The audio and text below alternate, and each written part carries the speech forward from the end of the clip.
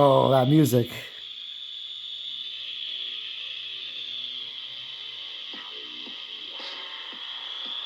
I feel like we're in Judge Dredd land here.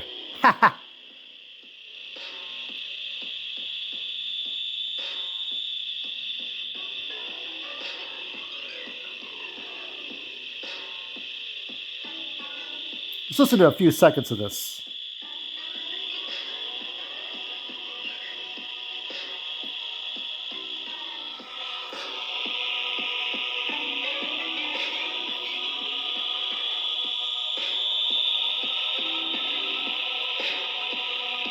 It's like Mega City 1.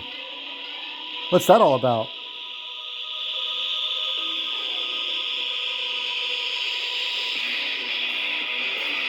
Ha ha ha! What's going on, everyone? Oh, yes. We are here. So I'm just going to keep this one simple, I think. This is going to be Google search. We'll do more movies later on. But for right now, we're going to be looking at some topics and see what's going on in the news, what goes on in the world of Goth-Metal lore. We know what's going on with Ghostbusters, not doing so well, ain't it? Empty theaters. Well, that's okay. That's why we focus on this stuff, because I just want to move forward. So let's go ahead. Let's look up death metal, see what's going on in death metal news. Death metal singers have a vocal counterpart in bats. What's this all about? Look at this. What's this all about? What could this mean? So, can I read? I would like to read article without being interrupted every 5 seconds by stupid things. So bats have a 7-octave vocal range. Researchers say to make the low frequency calls, bats use the same shriek or trick as throat singers and death metal growlers. Bats and death metal singers have more in common than the love of the dark. A new study has found that some of bats' lower frequency calls appear to use a unique technique similar to death metal growling. I can't do the death metal growling. So that's how they do it. So let's listen to it. Can we listen to it? Is it possible? Let's see what it sounds. If you've ever sung karaoke, you're aware that the vocal range Karaoke, of most humans karaoke. is pretty limited. 3 octaves, maybe 4 or 5 if you're really good, like Mariah Carey.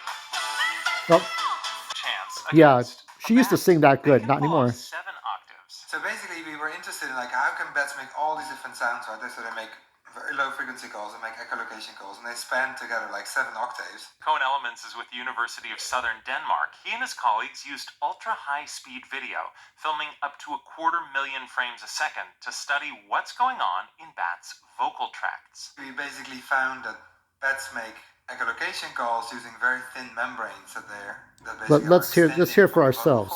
The idea was to study how bats make the super high. Discovered that bats seem to recruit a different part of their vocal tract, which they say is analogous to how humans. You know that squeaky sound they would make. Ha ha ha!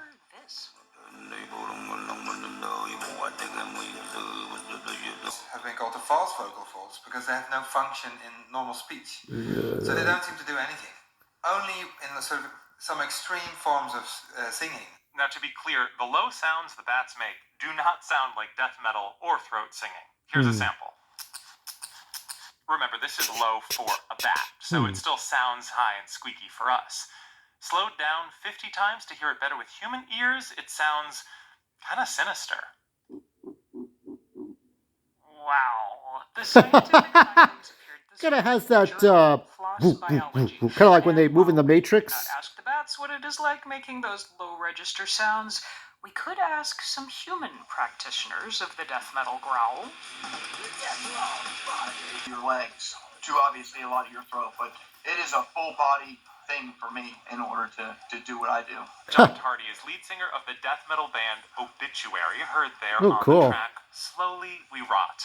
He called us from the back of his bus in Pittsburgh, and he says your voice can really take a beating on tour. Oh, I bet. Strenuous. I do those character voices. How do you think I feel? Most nights, if not 6 nights a week. So it can be a lot, but I can tell you at the end of every night, I sleep like an absolute baby. Chase Mason of the group Gate Creeper says pain is just part of the process for him. In a sadistic sort of way, or masochistic, I don't know what the correct word would be, but I think that when I can feel that my vocal cords are getting kind of shredded or beat up, that it sounds better. You know, like if there's a little taste of blood in the mouth, Donkey Kong. Oh my god. His advice for listeners who want to try the death metal growl? I would tell them to go into their closet and just like try to yell as loud as they can, just so you could get used to how it feels. A big part is I think my voice gets gravelly as it gets older. Doing something pretty extreme with your body. All right, searching doom metal, we look at Solitude Aeternus. Texas's doom metal godfathers are back from the dead. The crew whose immortal early 1990s run helped put Texas on the international metal map are back for the first time in more than a decade. So, I don't know what that is. It's a weird image there. When Solitude Aeternus takes the stage at Houston's Hell Heroes Festival, it will mark the band's first time performing live in nearly 13 years. The Arlington Doom crew, whose immortal early 1990s run helped put Texas on the international metal map, never formally broke up. What happened after the group's final show in 2011 in Fort Worth was less concrete than that. The band disintegrated into the other guitarist, John Perez. It just faded like mists, vocalist Robert Lowe countered.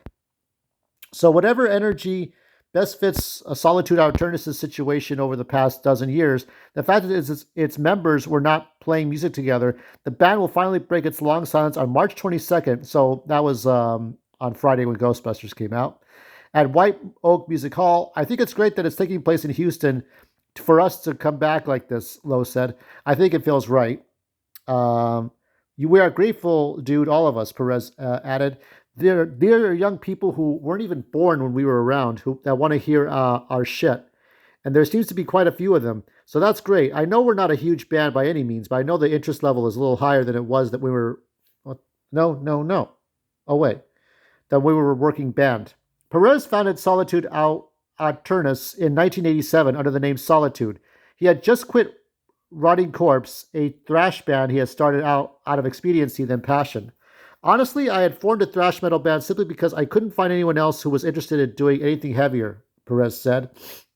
Doom metal, characterized by slower, statelier, more melodic playing, and whose roots reach as far back as the iconic Black Sabbath and even the Beatles' 1969 record, I Want You, She's So Heavy, in parentheses, hadn't yet taken hold in North Texas, but Perez was enthralled by influential 1980s doom bands like the Chicago Area Trouble, Los Angeles St. Vitus, and Sweden's Candlemass.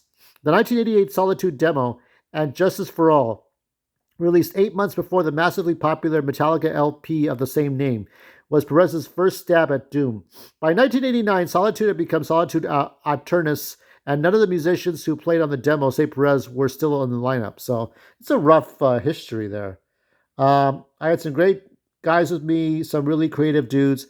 I'm still friends with to this day. Perez said, one by one, these guys kind of fell out, but I got the lineup and really became known as Solitude Aeternus. And fortunately for me, for each of these guys, Robert Lyle Steedham, bassist, Edgar Rivera, guitarist, and John Covington, the drummer, they're all kind of shared my vision. There's just a few people in our area that are doing everything remotely like that. It was actually, Lowe added, it was actually amazing that the five of us found each other. Lowe had been fronting a band called Graven Image, whose music has sadly been lost to time, and Lowe describes tantalizingly as early Merciful Fate meets Trouble meets Creedence meets Metallica in an era of workman-like thrash vocalists like Megadeth's Dave Mustaine and immigrant death metal growlers like Possess Jeff Becerra. Lowe's rich, piercing voice was a beacon.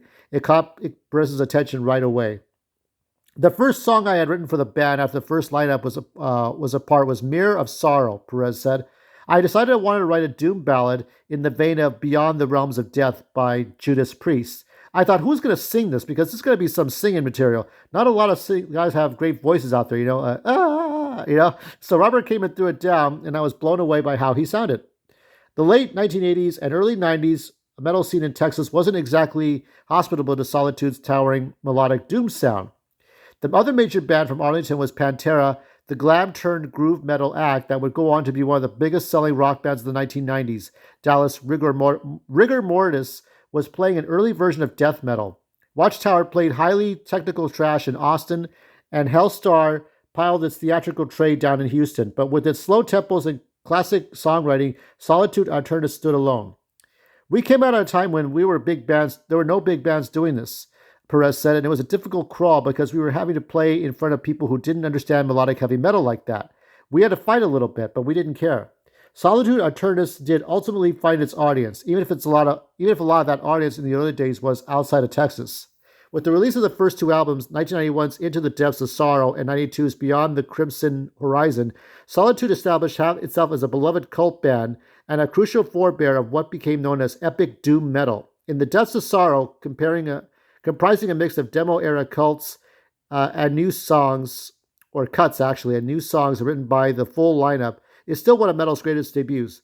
Even with its deliberate nod to influences like Candlemass and era-specific touches like in Lowe's soaring, high vocals, you can hear the thrill of self-invention on songs like Transcending Sentinels and Where Angels Dare to Tread.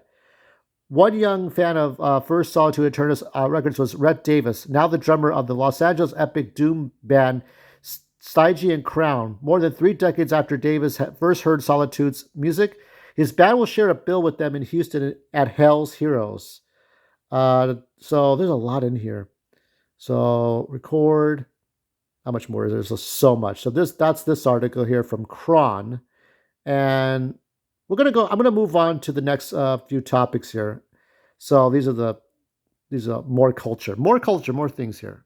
And here from Superhero Hype, we got Conan the Barbarian, but not the movie, of course, the comic book. So this is Conan the Barbarian number 9 preview. I guess this is Titan Comics. Number 9 preview teams 2 legendary warriors. So the new Conan comics published by Titan Comics and Heroic Signatures. So Heroic Signatures Titan Comics have been hailed as welcome return to form. Both fans and critics have praised the series for how it honors the legacy of Robert E. Howard. However, the preview of Conan number 9 suggests the series will go beyond emulating Howard's classic pulp series in tone. Indeed, it appears the Barbarian will be joining forces with another of Howard's most popular heroes. Written by Jim Zub and Rob De La Torre, the first chapter of the Age Unconquered begins in the Thurian Age.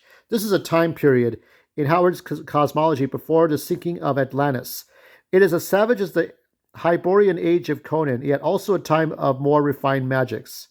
Here we go. In this time dwelled Brule, the Spear Slayer, a warrior of great skill and of legendary accomplishment. It is also into this time that Conan is seeking thrust by the same dark powers that have manipulated him throughout the current series. Take that how you see it.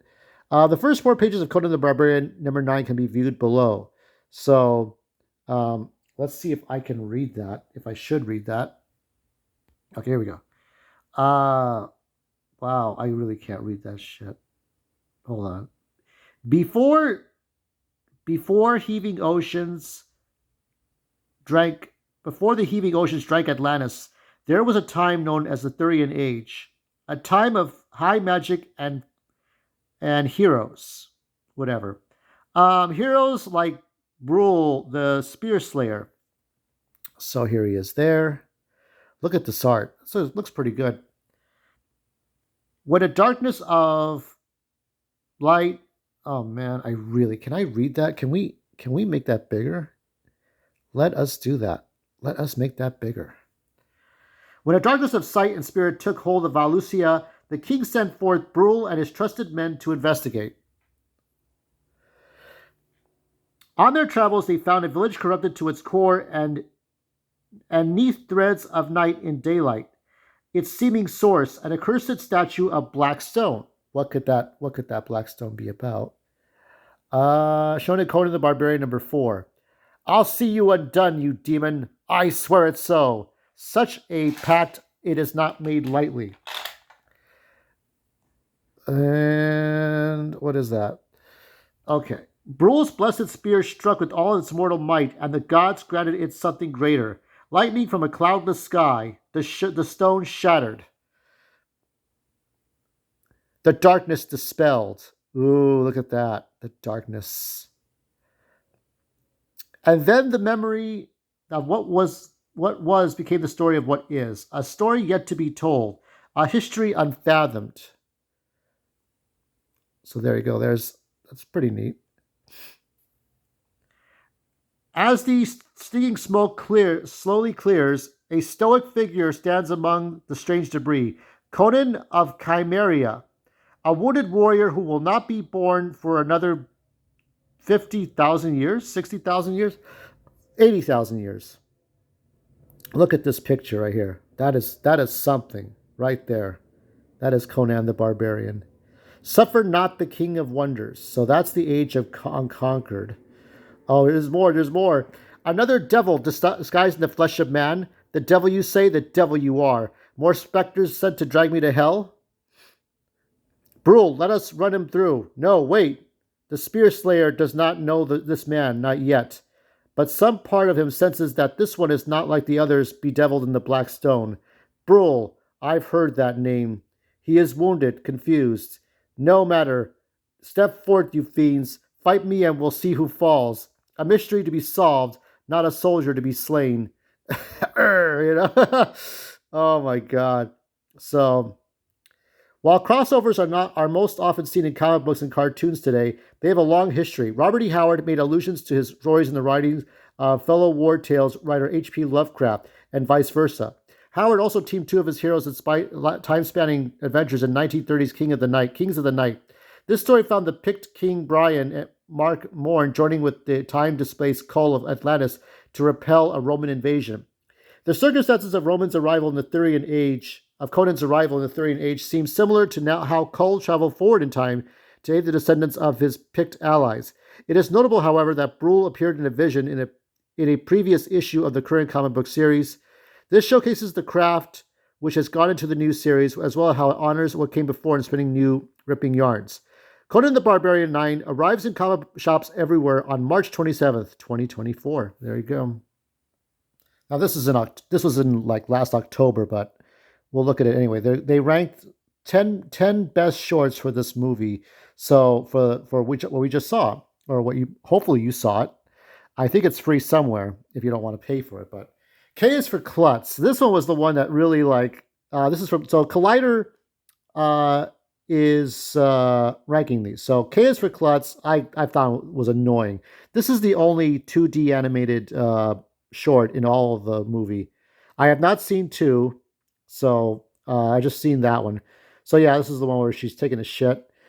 This one was the one that involved furries and swastikas and death weapons and shit. And it was this one was crazy. It involved hooker or strippers, and we had Winston Churchill because the hero was a World War II pilot, and you had Winston Churchill. So it was like a bulldog versus a fox. So it was bizarre. D is for dogfight. This one reminded me of Turner versus Hooch. You know, when Hooch would bite Turner in the neck. It's basically like a trained dog playing around with a human, and it's all in slow motion to give it the illusion that they're fighting each other. So I remember that one. 7 is for toilet. This is the only. It seems like the claymation one and the 2D. They're all about like toilets. So this one was very good. I like this one. Was the kids first the parents bought it, then the kid bought it because he had a dream. So that was. J is for Jidai Geki. I do know the name of it, but I don't remember what it was about. It's a twisted take on a samurai.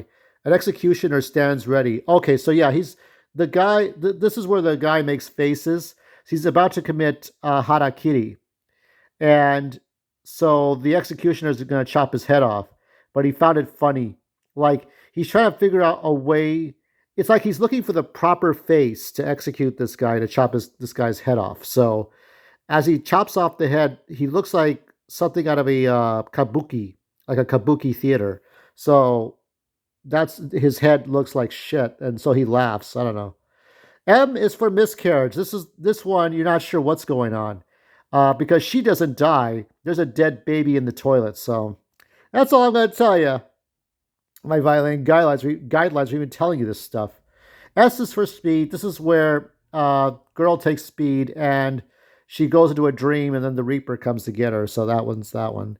Number 3, Y is for Young Buck. This is where you had a deer god, and the guy on the right is a janitor, and he sees these kids playing ball, and he's looking at these kids, and he's watching the sweat come from their gym shorts. Okay, and this guy's a perv, so he basically he waits for them to be finished, and then he licks the bench of all the sweat, and then he gets killed by the deer god because the kid is disguised as a deer god. It's just like I said, you have to put your constitution away. Ellis, this is the jerking off one, and the girl gets like impaled by the torture spike.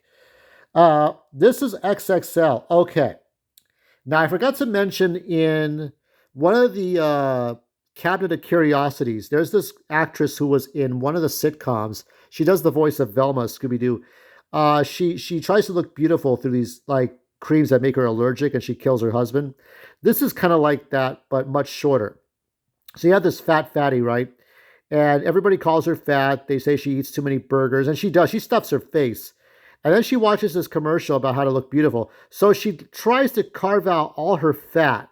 Okay, she carves out her fat, and then out comes this beautiful woman, but she looks like shit. You know, it was that's Seinfeld at the bottom, whatever. So she carves out all her fat, but then she falls down on the ground and dies. It kind of reminds me of the end of an Itchy Scratchy cartoon. So that's the 10 best stuff, the 10 best things for the 10 best 5-minute shorts of ABCs of Death, Part 1. So there you go. And that's all for the news. Next week will be a movie. So let's close out. Let's close out with some art from Paul Gerard. Check that out. I've never seen that Skeletor before, by the way. What is this? What is that? That's neat. I like the unhooded version better.